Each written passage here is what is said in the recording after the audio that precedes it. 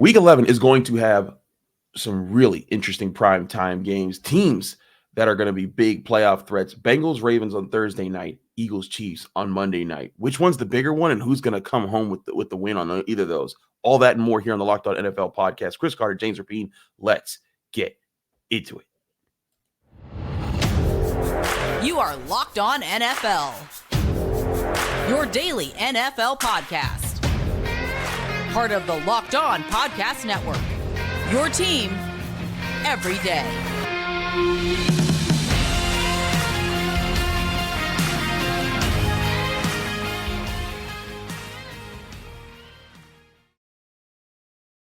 Hello and welcome to the Wednesday edition of the Locked On NFL podcast. Chris Carter from Locked On Steelers, James Rapine of Locked On Bengals, and we're here breaking all things down on the NFL here on your favorite NFL podcast.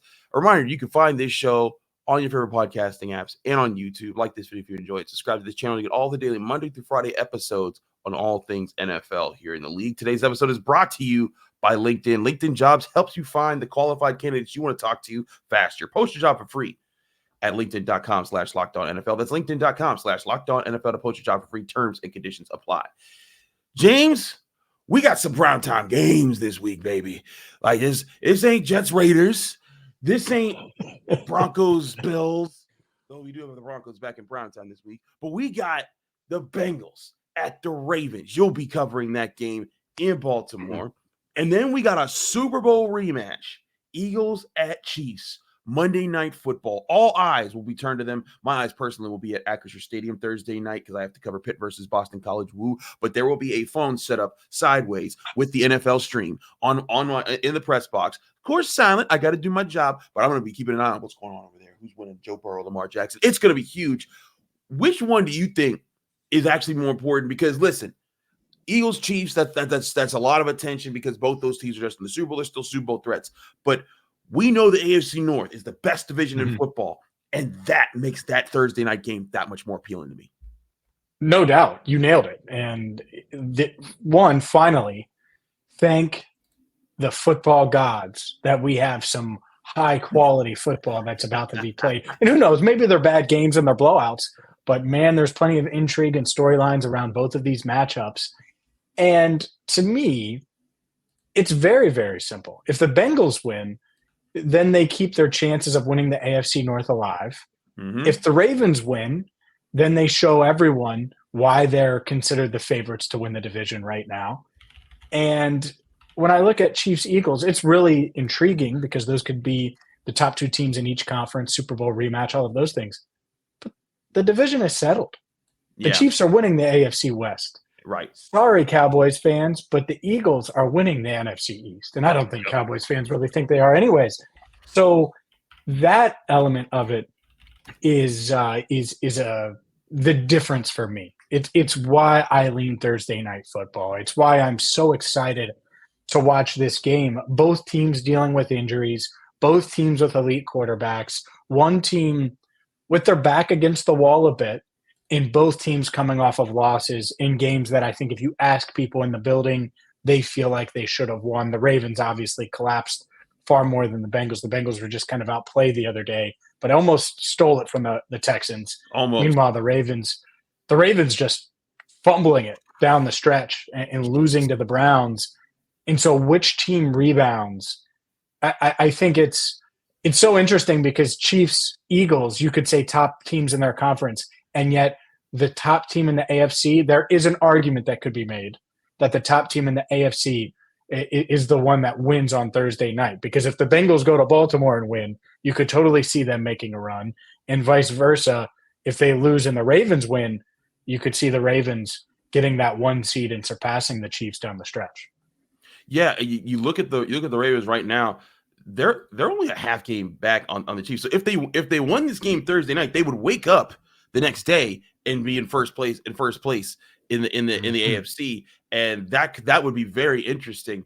The Bengals, they're in an interesting situation because if you win this game, you're 6-4, But you still got some very compelling contests coming up. You gotta play the Steelers twice. You gotta play the Jaguars in Jacksonville. The Colts have been random upstarts. The Vikings, we'll get into how weird they are with how they're winning right now. You still got to play in Kansas City, and then you get your rematch with the Cleveland Browns, who beat the Bengals 24-3 in the opener when the Bengals were still figuring things out. You're very much right. I think for the Ravens, they can afford to lose this game and then bounce back. It would hurt their chances at the 1 seed, but they'd still be in control of the division race. Though the Steelers and the Browns literally right behind them, and then if the Bengals were to win, they'd also be right behind them. But man, if the Bengals lose this, I feel like the season could be on the line, because you lose this game and then you lose to the Steelers the next week. All of a sudden, you have a losing record, and you may only have 2 opponents that I would say are like the Colts and the Vikings or gimme wins. The rest of those would be 2 divisional games and the Kansas City Chiefs.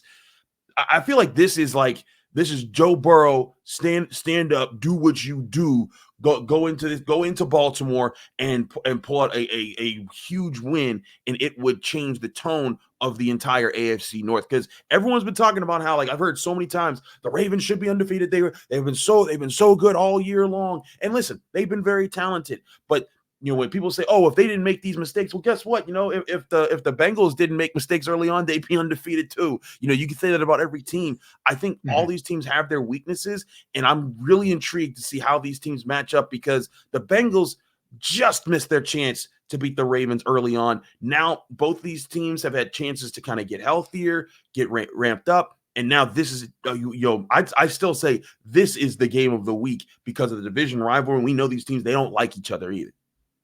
Yeah, they do not like each other. And you're right, there's a ton on the line. The Bengals, could they hang around and make the playoffs if they lose on Thursday? Sure. Their AFC North chances are kaput after winning back-to-back titles in the division.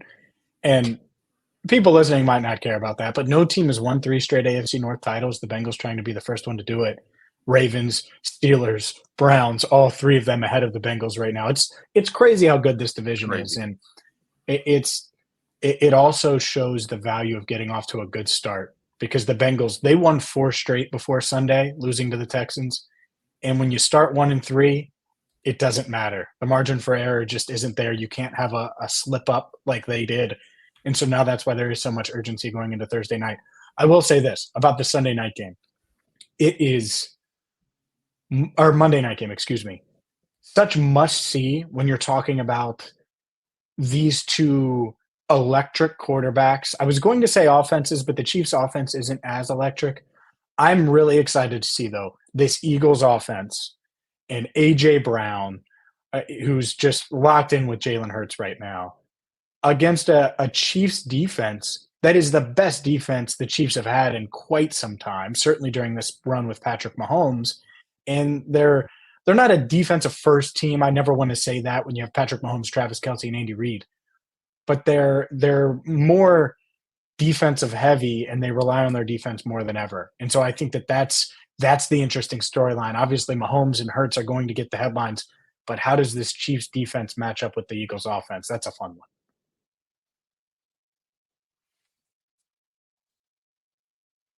If the Chiefs don't sack Jalen Hurts and get that fumble return for a touchdown in the Super Bowl, they might not win the Super Bowl this year. And that could definitely be a big factor in how that plays out. And so the Chiefs defense deserves credit for a lot of things they're doing this year, but they've been this because this goes to a credit to Andy Reid and to the front office of the Chiefs for building up this defense, because this offense, everyone thought for years, oh yeah, well, Tyreek Hill, he's going to be around, and Travis Kelce, he's going to be around, and Patrick Mahomes, as long as he's there, they're going to be putting up 40 points a game every day. And they realize, you're not going to be able to pay everybody. And so there's going to be some revamping. Unless you get lucky and hit some crazy picks in the draft, your offense is going to take a step back from being the unstoppable force that it's been over the past couple seasons.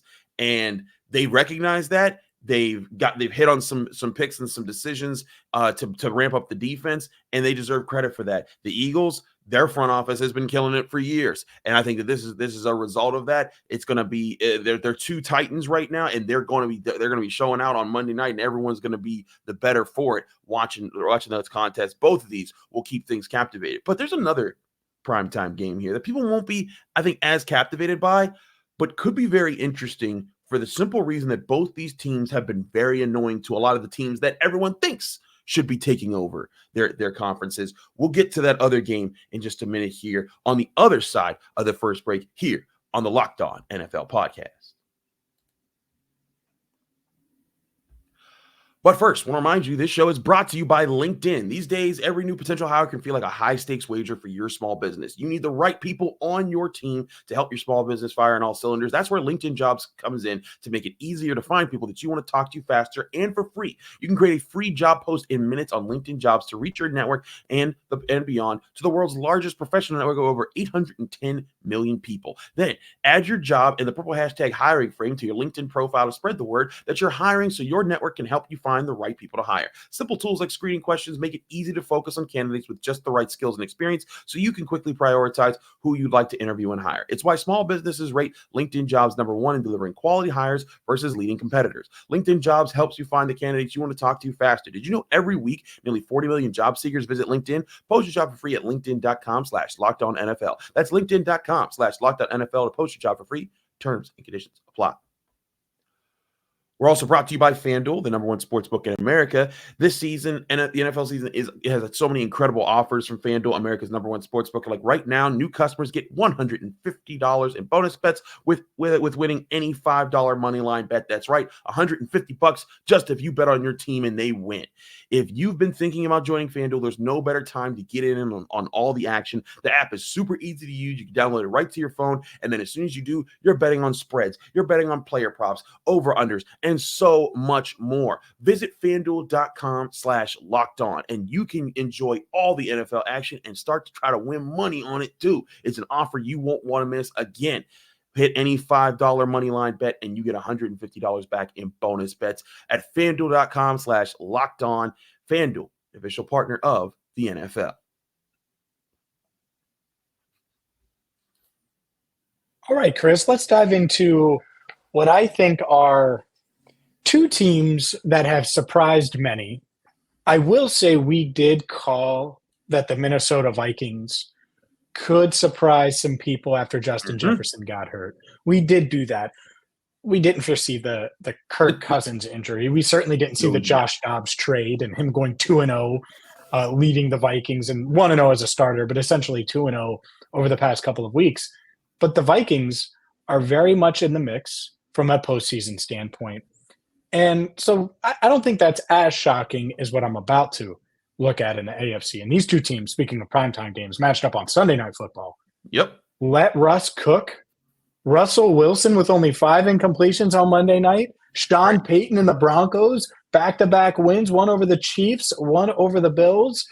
Two teams that a lot of people coming into the season had at the top of the AFC. Ooh, I don't know where to start here, except I'm going to ask you pretty simply. Who's more dangerous, the Denver Broncos or the Minnesota Vikings, two teams that certainly have surprised the NFL landscape to this point? You know, it's a tough question because the Chiefs look dead and buried. Not Chiefs, excuse me. The Broncos look dead and buried to start the season. They lost to the Raiders, Commanders, Dolphins, and they gave up 70 points to the Dolphins, and everyone just wrote them off and said it's over. Then they barely beat the Bears, and everyone's like, oh, okay. But then they lost to the Jets, then they lost to the Chiefs, and everyone's like, okay, at that point, you're 1-5. What are you even doing? And since that 1-5 start, they have won 3-0 against the Packers, against the Chiefs, and on the road against the Bills coming out of the bye week. And, man, you look at those Chiefs and Bills wins, and you think, wow, upstarts. I think that this Broncos team can be annoying. But, man, when I look at the Vikings and what they have endured this year, like, you're right. We did a show about the Vikings way back in early October after they lost to the Chiefs and they lost Justin Jefferson. The question was, man, how can the Vikings survive? If they can just win 3 of the next 5 games, then they'll get him back. They'll still be in the hunt, and they'll figure it out. Then they won all 5 of those games, including games against the Niners and the Saints, two teams that we were like, okay, if they don't have Justin Jefferson, those are going to be tough. And then not only that, but they lose Kirk Cousins, and Josh Dobbs comes in and he's balling out. I think the Vikings are the scarier team right now, especially because you look at their schedule. If the way that they've played, if they beat the Broncos and the Bears, All of a sudden, they're 8-4. They get a bye week. They get to get everyone else healthy. Then they get to play the Raiders. They'll have to play the Bengals. I don't see them winning that one, and the Lions twice. So I think you could put up 3 losses on their record right there. But if this team is 10-7 with the way that they can play offense, and their defense is a lot better than people expected it to be this year, I really think that this team could be that annoying little team that goes into the playoffs and then, one of the big dogs in the NFC. I'm not saying like the Eagles, but this could be the team that knocks off the Cowboys in the playoffs this year. And Cowboy fans will be like, why, oh, why us? And Stephen A. Smith will be like, hey, how about them Cowboys? I can see the Vikings being that team this year. I don't think the Broncos have enough gas in them to make the push up in the AFC because the AFC is just so loaded right now. I think I agree with you. The AFC is loaded. That defense, how real is it? Because the Bills' offense, there's all sorts of issues. And very true. Luke Braun and Ross Jackson talked about that. You can check that out after you finish with us if you want. But, man, to do that to the Chiefs and to limit them, I think it was 9 points. It's a couple weeks back now. But to limit them to 9 points, if that defense is what that defense is, well, I believe in that running game. I think that they're coming along from a running standpoint, and Williams coming off the injury. Samaje Perine made some plays on Monday night. Russell Wilson making plays with his legs. Like, this is kind of what we expected when Russ got there. Yep. Is for that to be – I don't think anyone had Russ as a top 2 or 3 quarterback in the league even then. But we expected him to make plays, and he's doing that. So I think it's interesting because – if Russell Wilson is going to be this guy, the guy we saw on Monday night, well, they can be very effective. Doesn't mean he has to be the best quarterback on every field he's on, but they have the quarterback edge over Josh Dobbs. Mm-hmm. They do, and I like Josh, and I love that the story's insane. Yeah. But so I do think it's close, but to your point, the NFC is not the AFC.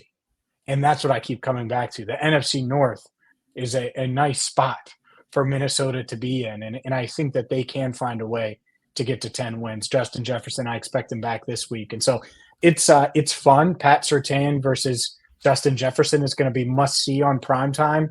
And I think overall, both of these teams, they do deserve credit. And I know Sean Payton's making a lot of money, but he's well on his way to getting Coach of the Year votes because it looked like it was over and that the team was just going to bail. Let's sell everything. That's what we were talking about before the trade deadline. Who are they going to sell off? Mm-hmm. Well, the answer was nobody. And all of those guys are paying off. Cortland Sutton's catch on Monday night was insane. They held on to Samaje Perine. He made some plays, like I said. And in Williams, Javonte Williams continues to get back into form following that ACL injury. So, yeah, I think that both teams are fun. And I can't believe the Broncos have me saying positive things about them. I'm shocked by it. But here we are. And again, you got to credit the – and you know what? That Broncos secondary, they ain't nothing to mess with, man. Like, if this Broncos team had a stronger start to the year, I would be saying, like, okay, no, that they're the problem. If they didn't come out the gate and stumbling and losing so many games early, then they'd be in the mix more so for this AFC wildcard race. And then I'd be like, okay, with their defense – they should scare a lot of people. But it's a Broncos team, like you said. They've got a veteran coach, they've got a veteran quarterback. It's taken time to kind of get their feet under them, and maybe they do become that problem in the AFC. I just think that the Vikings can sneak their way into the playoffs, and I can totally see that. But you look at what the Broncos have ahead of them, and not even on their schedules. I had them in the standings. They're at 4-5 going into week 11. So are the Jets and the Chargers. The Raiders have a game up on them. The Bills, even though they beat the Bills still have a half game up on them, as do the Colts. They still have the Bengals at 5-4. Like the Bengals, I still see the Bengals as a playoff team. Even if they lose to Baltimore, they find a way to get into the playoffs. They would not let the season slip that far out of their hands. The Texans, with how good they look with C.J. Stroud. The Browns with the Steelers. And then you got all the division winners like this. Even if they found a way to be upstarts and fight their way to say 9-8. I'm not sure that's enough with their tiebreakers. They're 2-4 in the conference right now to get them into the playoffs and then be that team that could be just really annoying in that first round and be that team that you don't want to play in the first round of the playoffs. Whereas I could totally see the Vikings doing that in the NFC. Right now, they're the 7th seed. And with some of the opponents they have lined up, if they beat the Broncos, they could climb up in there, and then all of a sudden, maybe they're playing the Niners again in the first round of the playoffs, and then if they were able to get a team matchup like that again, who knows how that could work in their favor. Again, I just think the Vikings are in a better spot there, but both these teams will be annoying. There's still a few other teams out there though that can also be some of those teams that trip some of these top squads up. Yeah, there are. And let's get to those top teams coming up next.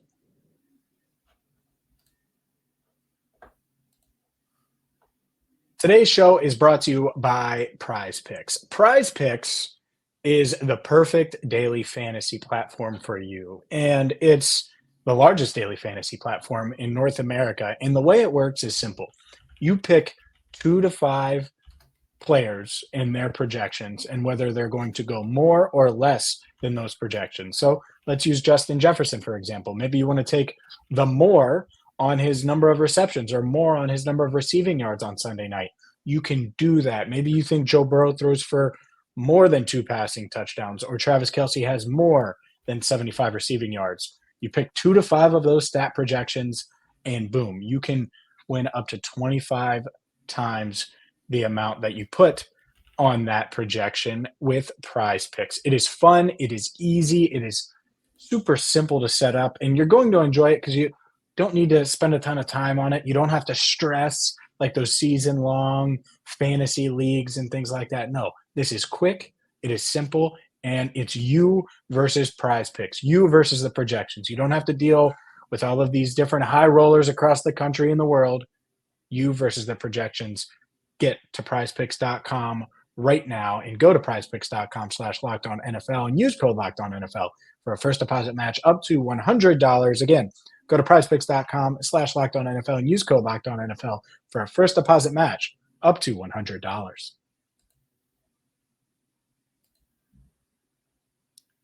We're back here on the Wednesday edition of the Locked On NFL podcast. Chris Carter, James Rapine breaking things down in the NFL. We talked about the Vikings and the Broncos as teams that were upstarts in their conference who could be dangerous down the stretch here for some of those teams that are above them in the standings and dealing with other things. And this happens every year where there's teams that are battling, they're jockeying for position to see if they can get a better playoff seed. And then all of a sudden they play this team that you look at their record and you think, oh, they should win that game. And then all of a sudden they're upset and now they've lost footing in their playoff race. We talked about the Vikings for the NFC, and the Vikings are a 7th seed right now, so they're kind of even in the position where they need to be looking around and making sure they don't lose the games they're supposed to. But the Broncos, they are literally 3rd from last in the AFC. Who are some other teams that you look at right now and you think like, man, if this team, with a couple matches they got late in the season, this team could be the team that trips up someone else and prevents them from either making the playoffs or winning their division? It's weird that I think the Chargers qualify because they're supposed to be one of these elite teams. Every year they're supposed to be this. And they're not. They never are. Let's call it like it is. They're not. That's not what they are. And without Mike Williams, I think, if they had him, you could easily sell me on the buy low part where their offense gets going and they start winning games and find a way into the postseason. Right now, I'm not sure they're more than – are we sure they're going to finish ahead of Denver? Are we sure about that? I'm not. I'm not either. And so that's a team that they're dangerous because of Justin Herbert, but I don't love the coaching, and they are what their record says they are. Mm-hmm. I think a team that is dangerous because of the mentality, and we saw them win on Sunday night and come back against the Jets, and I know it's the Jets. But this Raiders team, Antonio Pierce, he has them believing in playing hard. And they have talented skill players. Obviously, they're rolling with the rookie Aiden O'Connell at quarterback. But you have talent at the skill spots. And this defense, they can get after you a bit. And so I think they're going to make the playoffs? No, I don't want to go that far. But could teams stub their toe on the Raiders down the stretch over the second half of the season? I certainly think that's a team that I have my eye on. And they're sort of sneaky now after firing Josh McDaniels. They've clearly bought in. No, I agree that and sometimes it takes something like that to spark a group to start to figure things out, because the Raiders, as they were constituted, even if Jimmy Garoppolo, comes in and he doesn't, underperform, they weren't a team that was going to just outscore you all the time. They needed to win with aggressive defense. They needed to play stronger there. And you look at the rest of the way there, they've got some tough games, but some of these teams that they're playing, that they, if they can find a way to upset the Dolphins or upset the Chiefs, and they funny enough, they play the Vikings too in a few weeks here. But if they can find a way to win one of those games, all of a sudden, like the Dolphins are supposed to be riding a lot higher, in my opinion, than they are right now. Like if you look at the conference right now, the Dolphins are the 4 seed. They're at 6-3. They're tied with the Jaguars, the Steelers, and the Browns. That's not a safe place, in my opinion. Like everyone, I think everyone's kind of, with Michael McDaniels, they're like, oh, they're fine. They're going to be riding to the 1 seed. And sure, they're only a game back of the Chiefs and a half game back of the Ravens right now. But the Dolphins are one of those teams that they could be the team that slips up. And then as much as we're talking about the Bills and their struggles, if the Bills were able to get hot and the Dolphins slipped up, they could find a way to sneak back into that winning that AFC East crown. So I certainly think the Raiders are in that conversation. I also wonder if we look to the NFC. I just think the AFC is so like packed in the middle with teams that could do stuff like that. There aren't as many teams in the NFC that I think are dangerous in that way. Maybe the Buccaneers. Like I think the Buccaneers could be a team that, with the way that they're built, I love what they're doing on the interior defensive line. Vita Vea and now that Kalijah Kancey's healthy, that 1-2 punch up the middle. If you do not have like a really good center and at least one really good guard, they will be a problem for you, and they can disrupt a lot of the things that you want to do. That's where I'm at with the Tampa Bay Buccaneers right now, and they do enough on offense to go with things. I think they could be one of those teams down the stretch here. They play the Niners this upcoming week. They play the Jaguars in a little bit. They play the Saints still. They play, and I think those are some teams that they're trying to earn their spots, and the Buccaneers could be a team that gets in their way and trips them up from accomplishing their objectives. And right now they're a half game back in the division behind the Saints at 4-5. Baker Mayfield is the best quarterback in the NFC South. Whoa, crazy! I'm going to say it again. I don't think it's crazy. I think it's. I don't even think it's close right now. No, I'm not saying you're crazy for saying that, but just thinking where Baker Mayfield has come from. No doubt. Like they are probably in a spot where they should probably sign him this offseason. I haven't looked at their cap and all of that, but like Baker Mayfield is clearly a starting quarterback in this league still, and there was a lot of dysfunction in Cleveland. I saw it firsthand. You did too. And or at least secondhand in the division, however you want to look at it. And then Carolina, it's a joke. It's a really tough spot to win. We saw it last year, and we're seeing it now with Bryce Young, who I think can still be good, by the way. This is not me burying the rookie. I think he's been put in a really bad situation, and so I can't – he's kind of excluded from this anyways. But today, Baker Mayfield's better than anything they have in Atlanta. And I covered Desmond Ridder. I'm not buying that. And Derek Carr, I'm selling that stock like Josh McDaniels did, which might be the one thing that he got right, even though they didn't get anything for Carr. So to me, that's the selling point on Tampa Bay. And I could totally see it. I could totally see them finding a way to win that division still at 9-7. Saints have the edge. Not saying they don't. Jameis is uneven. Derek Carr's supposed to be back anyways. I would take Baker over both of those guys. So we'll see. I think it's interesting. Now, the 49ers, sorry, Tampa. The 49ers are coming. They figured it out. They got their bye week. They were like, all right, everyone calm down. They're coming. I think the 49ers roll the Bucs this week. They should. But again, this is where I'm like, if the Buccaneers found a way to make that game annoying and to make them lose, the Niners would then fall to 6-4, and they'd be looking around like, wait a second, we were supposed to be running this conference this year. We were supposed to be at one point, they were like the undisputed, the best team in football.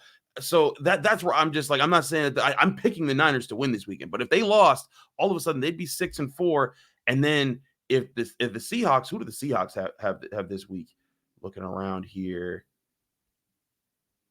the Rams. If all the Seahawks would have to do is beat the Rams, and all of a sudden the Seahawks would be in first place in the NFC West, and everyone would be looking around like, what the heck just happened here? So I would Niners should roll. I don't think Seattle's that good.